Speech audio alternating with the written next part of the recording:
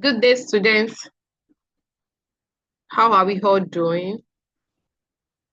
I hope we are doing amazing. So I welcome us to another class. So today we are going to be looking at gross value in property rating. Gross value in property rating.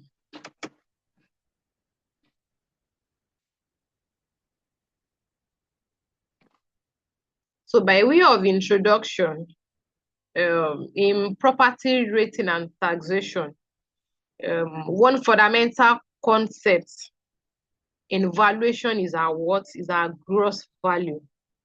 Very important because basically this this serves as a tool for us. This is what we capitalize on. This is what we use. This is what we work with. So in a way, it's an instrument for us. So that is why we need to examine what gross value is.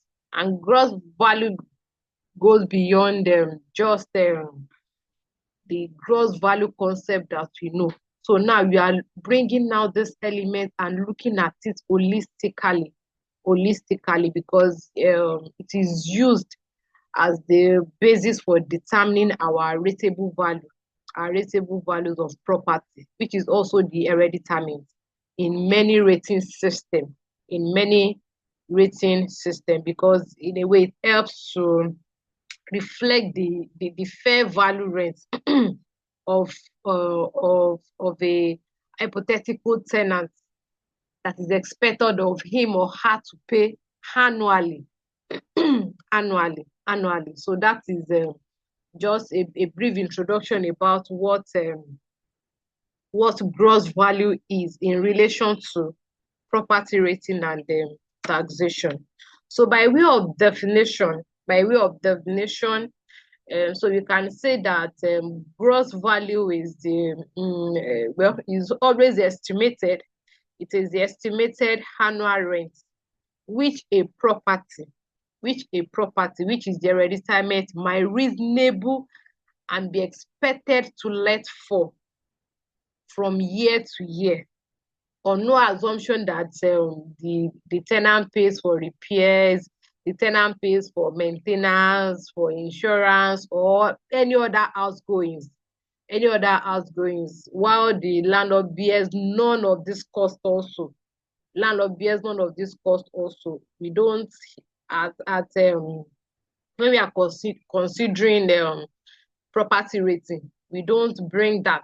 We have an assumption that, okay, that the tenant pays for repairs, insurance, and every other outgoing. That is on that basis that the landlord bears none of this cost. But in practice, we can say that it represents the fair value rent.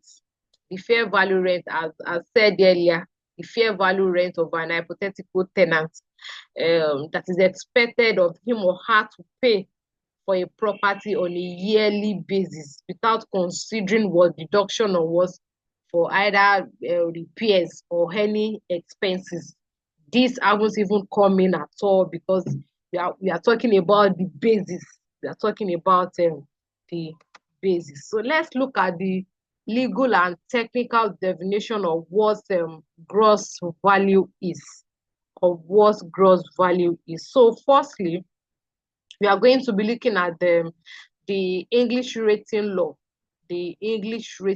which can also be called the parliamentary definition. So we can say that according to English rating law, we can say that gross value means what? The annual rent of which the annual rent at which a hereditament might reasonably be expected to let out from year to year from all usual tenant rates and taxes and tight communication also, without any deduction. Please, let's note this: without any deduction for what? For repairs, insurance, maintenance, or any other expenses that are related to what? As related to the property, as related to the what? To the property. So in this case, tax is included. Every other repairs, everything is included. When nothing has been what? Has been what? Deducted. When nothing has been deducted. But in Nigerian context, under various tenement rate laws in Nigeria states, so we can say that gross value of a hereditament forms the basis of determining its rentable value. Please let's note, it forms the what? The basis for determining its what? Its rateable value, from which rate payables are what? Are computed.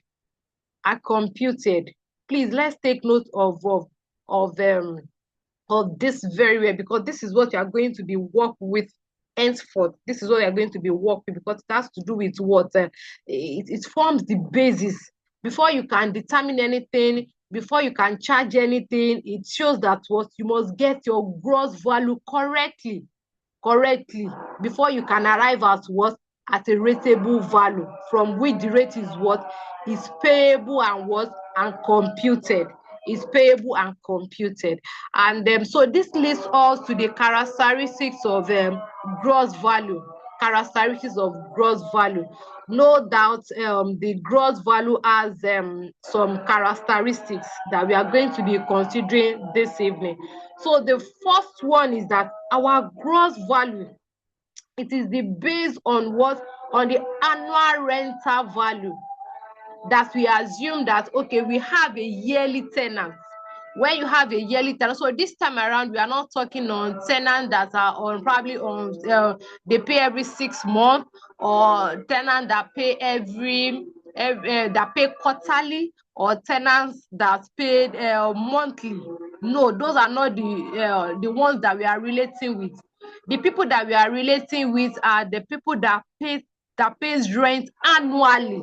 So one of the characteristics of a gross value is what? Is based on what? On annual rent.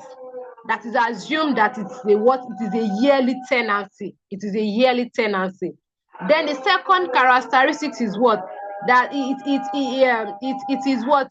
Hypothetical. It is hypothetical. It is hypothetical.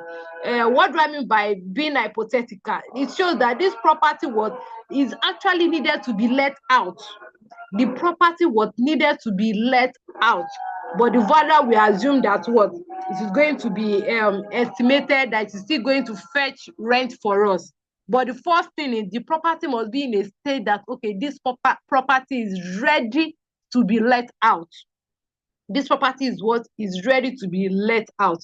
Then another characteristics of gross value is what? No deduction. It has been said in the definition that there is no deduction for what? For repairs, for maintenance, for insurance. As it is, when you say this is a gross value, it shows that what? Nothing has been what? Has been deducted from it. This is whole. Nothing has been deducted from it. Then another characteristics is it assume open market condition.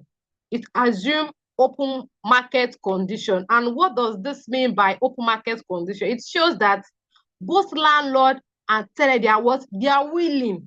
They are willing, they are informed, and they are not, they are not under compulsion. It shows that they have come to an agreement that, okay, this is what the gross value should be. This is what we agreed upon. So we assume that in an open in an open market, a gross value is one that has what both tenants and then the landlord agreed on willingly. They are aware about it. They are not under compulsion. They are not under pressure. That is also one of the characteristics of what? Of a gross value. Then the last one is another characteristic is provide a uniform yardstick for valuation and what? An assessment. It provides a what? A uniform yardstick for valuation and assessment. So for gross value, for you to say this is a gross value, A gross value has some underlying assumptions. It has underlying assumptions which we are going to be looking at. The first underlying assumption, because when determining gross value, a valuer must follow the following assumptions.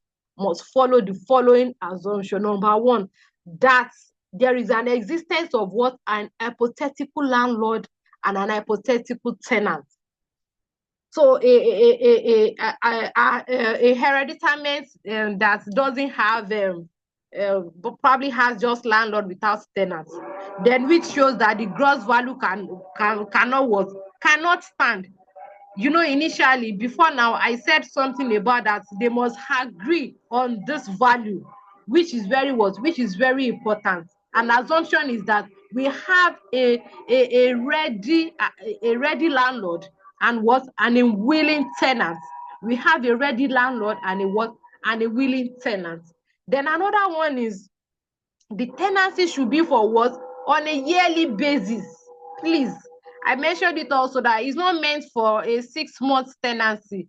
It's not meant for a monthly tenancy. Yeah, by tenancy. No, it's meant for what? A yearly tenancy. So in a situation whereby you have what's it called? You have a question that is telling you that okay, the tenants will just spend 6 months, calculate the gross value, which shows that this person will not be what are going to be calculated for that person will not be what? Will not be gross value. Because why? Is not on what? This person is not a yearly tenancy. This person is not on long lease. This person is not for long lease. So then another assumption is that the property is in a reasonable repair, which show that it's fit for what? For occupation. It's put in a tenantable way to show that okay, there is no repair to be incurred. Every repair has been done, every maintenance has been done before we can come up with what? Before we can come up with a gross value, or before we can arrive at what? As a gross value. Then another assumption is that the rent is what? Is exclusive of what? Tenant rate and what? And taxes. Is excluded. Please, this is very important. Is what? Is excluded. Is excluded. We don't have to start even thinking about it now when getting our what? When getting our gross value. When getting our gross value. Then another assumption is that the property is valued as it stands, not as for maybe redevelopment, not you being futuristic about it, like okay, this is what I want to use this for in the nearest future. No, the way as it is, that is the way you are going to get your gross value. What is command now is what you are going to place your gross value on. That is another underlying assumption for gross value. Then the last one I would like to mention here is that there is no special advantage. There is no special advantage. What do I mean by that? Maybe, for example, goodwill, or the business profit, or what again? All those salient the profit that you can't even accounted for, probably the historical value. No, this is not even coming in now. This is not coming. You are not thinking of, oh, is there any advantage I'm going to derive from this? Then let me consider that. No, it's giving you the what? It's giving you the value as it is, without any attachment, without any preferences, without any attachment, without any preferences. So this is the underlying assumptions that needed to be factored in when considering gross value. And so how do we determine our gross value? How do we determine our gross value? So for us to get our gross value, we have various methods. We can adopt when determining our gross value. So I would like to take it one after the other. So the first one I'll be talking about today is the comparative method. The comparative method. So how is this gotten? This is based on the analysis of rent of similar property in that area. So when you are trying to make comparison about, okay, for example, a 3-bedroom flat in Abuja for 3 million annually, then it shows that a similar flat elsewhere, even within the estate, we command the same 3 million. This is the comparative was approach of how to get your gross profit when you might have done your what market survey, your market analysis. This is how this is done under what comparative method. Then and again we have contractor or cost approach. And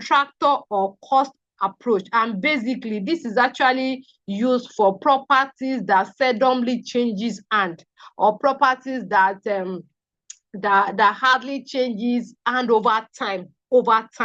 They are basically used for specialized properties. They are used for specialized properties. So with this, the gross value is estimated based on what the construction cost, adjusted to reflect the rental evidence in a way. So this one, the construction cost, the cost per meter square, everything, but basically used for what? Specialized property that has no what? Evidence of rental income. Then the third method is the receipts and expenditure method, or we can say another name for this is the investment method. Another name for this we can say, okay, is investment method. So this method, it's based on the income generating properties.